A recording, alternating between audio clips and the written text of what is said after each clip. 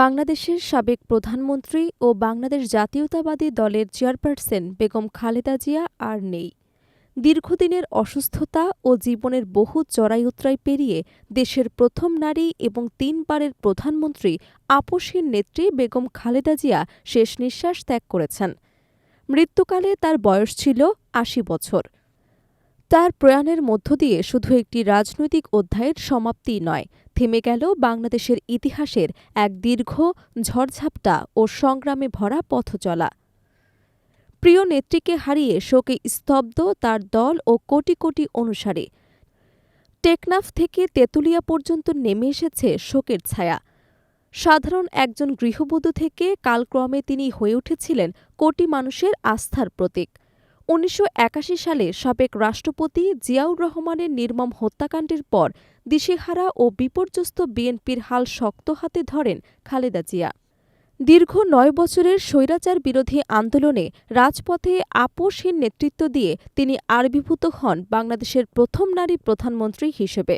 ৩ বারের প্রধানমন্ত্রী হিসেবে রাষ্ট্র পরিচালনার দায়িত্ব পালন করা এই মহীয়সী নারী তার দীর্ঘ রাজনৈতিক জীবনে কখনোই মাথা নত করেননি।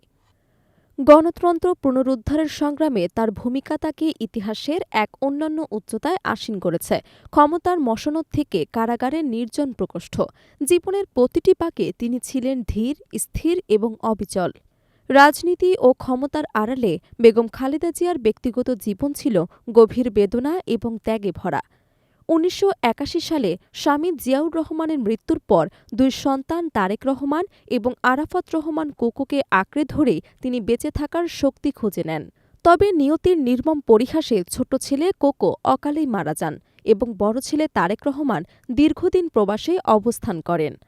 জীবনের গোধূলি লগ্নে এসে একাকিত্ব এবং জটিল অসুস্থতার বিরুদ্ধে তাকে লড়তে হয়েছে নিঃসঙ্গ সৈনিকের মতো। তার প্রয়াণে বাংলাদেশের রাজনীতিতে যে শূন্যতার সৃষ্টি হয়েছে তা সহজে পূরণ হওয়ার নয়। সব বিতর্ক এবং রাজনৈতিক বিভাজনের ঊর্ধ্বে আজ তিনি স্মরণীয় একজন মমতাময়ী মা, কালজয়ী নেত্রী এবং ইতিহাসের অবিচ্ছেদ্য অংশ। ১৯৮১ সালে জিয়াউর রহমান নিহত হওয়ার সময় খালেদা জিয়া ছিলেন একজন গৃহবধূ। ২ সন্তান শিশুকে নিয়ে ঢাকার সেনানিবাসে অবস্থান করছিলেন। সে সময় বিএনপির নেতৃত্ব নিয়ে রাজনৈতিক অঙ্গনে ব্যাপক আলোচনা শুরু হয়। কিন্তু দ্রুত আব্দুস সাত্তারকে প্রেসিডেন্ট পদে মনোনয়ন দেওয়া হয়, জানিয়ে বিএনপির ভেতরে মতভেদ সৃষ্টি হয়। দলের একটি অংশ খালেদা জিয়াকে রাজনীতিতে আনার উদ্যোগ নিলেও তার ব্যক্তিগতভাবে রাজনীতিতে তেমন আগ্রহ ছিল না। বিএনপির ওয়েবসাইটের তথ্য অনুযায়ী ১৯৮২ সালের ১৩ জানুয়ারি তিনি একজন রাজনৈতিক কর্মী হিসেবে আত্মপ্রকাশ করেন এবং দলের প্রাথমিক সদস্য হন। একই বছরের ৭ নভেম্বর জিয়াউর রহমানের সমাধিতে শ্রদ্ধা জানিয়ে তিনি প্রথম প্রকাশ্যে বক্তব্য দেন। রাজনৈতিক বিশ্লেষক মহিউদ্দিন আহমেদ তার লেখায় উল্লেখ করেছেন, বিএনপিতে যোগদানের পর থেকেই খালেদা জিয়া বিভিন্ন রাষ্ট্রীয় অনুষ্ঠানে অংশ নিতে শুরু করেন। ১৯৮২ সালের ২৪ মার্চ তৎকালীন সেনাপ্রধান এইচ.এম. এরশাদ সামরিক অভ্যুত্থানের মাধ্যমে রাষ্ট্রপতি আব্দুস সাত্তারকে ক্ষমতাচ্যুত করলে রাজনৈতিক প্রেক্ষাপট আরও বদলে যায়। এরপর ১৯৮৩ সালে তিনি বিএনপির সিনিয়র ভাইস চেয়ারম্যান হন এবং এরশাদ বিরোধী আন্দোলনে সক্রিয় ভূমিকা নেন।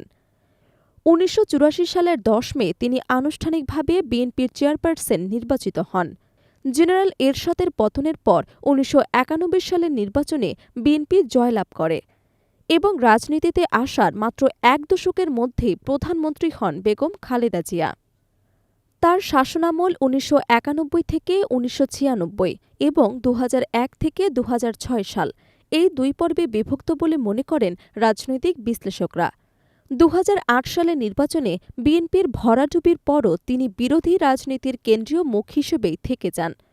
অবশেষে দীর্ঘ সংগ্রাম, ত্যাগ এবং আপসীনতার প্রতীক হয়ে তিনি বিদায় নিলেন।